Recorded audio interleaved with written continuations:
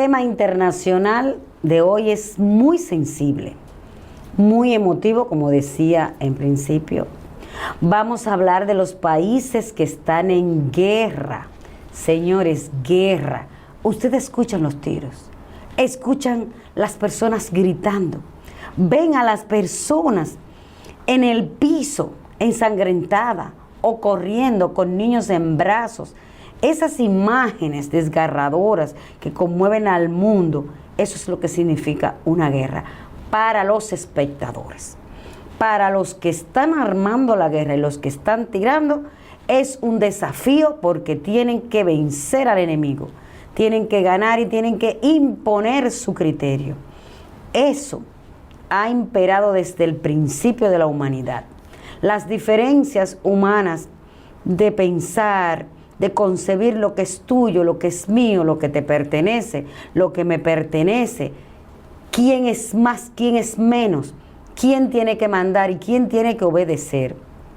Viene con el principio de la humanidad, pero ya ha pasado 21, estamos en el siglo XXI y justamente en el siglo XXI las guerras se han multiplicado.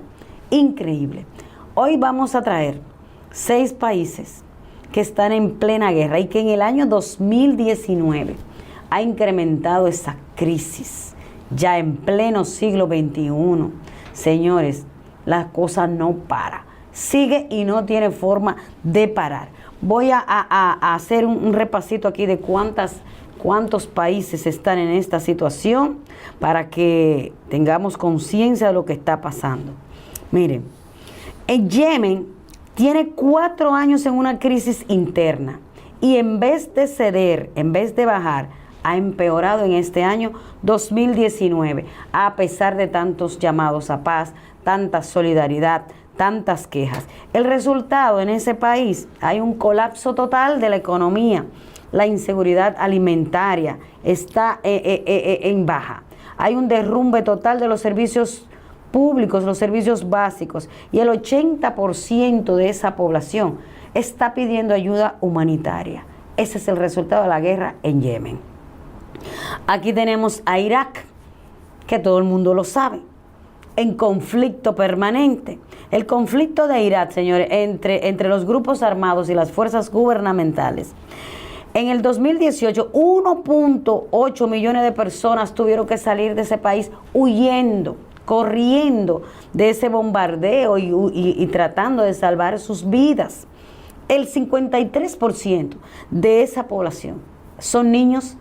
Eso es lo más penoso, que niños que llegaron a la vida y encontraron este ambiente tan destructivo tengan que salir corriendo de su hábitat. ¿Saben lo que significa mover a un niño de su lugar de nacimiento y de su entorno porque no tiene paz? Eso es terrible. Siria es uno de los países en guerra más larga, con más tiempo y más sangrientos de la región. Por el tamaño de la población, ¿verdad? Que es bastante grande.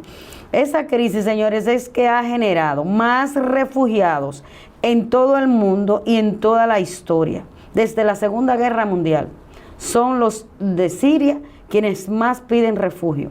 En el año 2019, que está a punto de finalizar, ya tiene 8 años en un combate que comenzó y generó 6.1 millones de personas desplazadas, huyendo, y 5.6 millones de personas pidiendo refugio en diferentes países. Miren los resultados de una obsesión por el poder, por el dominio y por el mantener el criterio de un grupo, de unas personas. En Sudán del Sur, esto sí es serio. Desde su independencia en el 2011, señor, esto no para. Sudán del Sur ha vivido más años en guerra que en paz. Ese conflicto comenzó en 2013 y de ahí en adelante ha generado un subdesarrollo económico increíble.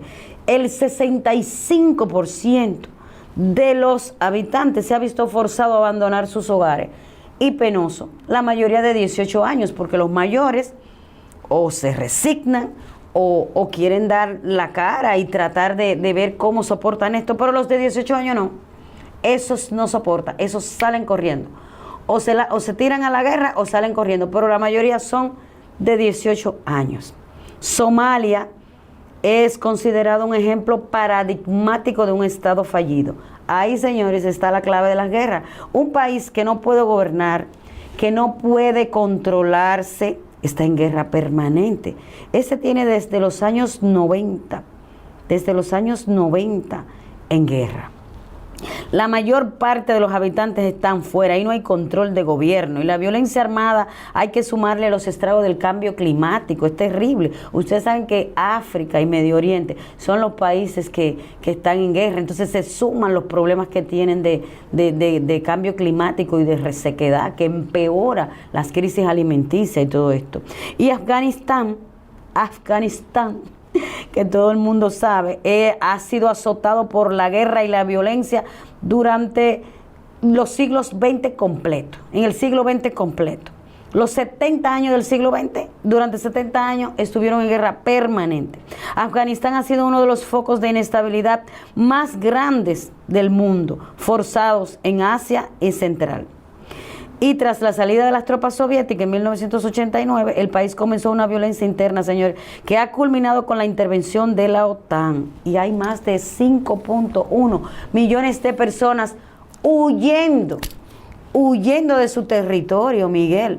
Nosotros, por suerte, no estamos en guerra, pero es digno de evaluar eso, porque nos puede tocar. Claro. En el momento menos esperado puede pasar algo similar. Sí, y dependiendo del tipo de guerra, porque tú te has referido a guerras no solamente intestinas, es decir, internas de grupos rivales, sino también a guerras entre países que han ido ocurriendo en los últimos años de este siglo XXI. Ahí son 20 guerras que se están dando en este momento en el mundo.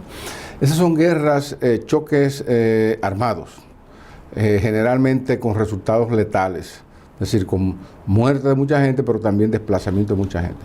Ahora, hay otros tipos de guerra en la que también el cuadro se amplía de los actores, o sea, entra más gente a esta guerra. Mira, hay guerra comercial, ahora mismo estamos presenciando la guerra comercial entre China y los Estados Unidos, que si no es lanzando misiles para matarse uno con otro y destruir ciudades, por lo menos las bases de la economía son resentidas, se resienten por los efectos de esta guerra comercial, y eso también se refleja en los modos de vida del pueblo, en la alimentación y todo eso. También están las guerras tecnológicas, también hay guerras que están destinadas a minimizar, neutralizar capacidades electrónicas de esos países para su desarrollo industrial, el desarrollo de sus actividades normales. Es decir, países que dependen mucho de la tecnología se encuentran de repente con que sus líneas de comunicación son hackeadas, son alteradas y son penetradas por otros, que te interrumpen y te causan el daño que te puede causar una bomba en un sitio, que te dice, bueno, tumbaron aquí ya, destruyeron una carretera y hay un desastre. Eso mismo pasa a otro nivel con estas guerras tecnológicas. Y también hay guerras, cuando llaman guerras santas, que son de religiones, es decir, de grupos religiosos que tratan de imponerse en un estado o en una región. El mundo entero está en guerra, y nosotros estamos también en guerra contra la misma naturaleza. O sea, le estamos afectando con muchas prácticas, muchas cosas que se están haciendo aquí que dañan el ambiente. Es decir que, y fuera de esas guerras ya globales y generales, también hay una guerra del ser humano consigo mismo. Y también familiar, Miguel. Las familias están en guerra. También. Y las parejas. También. El sentido, o sea, de la unidad y del amor. Una guerra total. Así Esos feminicidios es la peor guerra que hay entre la incomprensión entre el género, hombre-mujer, que no se acoplan. Y entonces mira cómo termina esto. Así es. Pero, como decíamos, Miguel, la guerra es el tratar de imponerse en algo. Entonces, viendo todas esas guerras que tenemos, ¿qué tenemos que hacer? Ver el ejemplo, señor, y no estar en guerra ni con nosotros mismos, porque ¿para qué? Si se van a ver resultados funestos. Todas las guerras han dado resultados funestos. Toda la violencia destruye. Toda la violencia destruye. Entonces, no hay poder, que entonces no se logra nada realmente. Entonces, tomemos como ejemplo que esos países tienen años y años en guerra, no han logrado nada, se han autodestruido. Exacto. Y su desastre. Entonces, ¿vamos a seguir en guerra con nosotros mismos? No, con nuestras familiares. Tenemos que buscar la y paz. Con nuestras parejas. Buscar la paz en todos los sentidos y derramar esa paz por el resto del mundo. Paz, señores, paz para todos.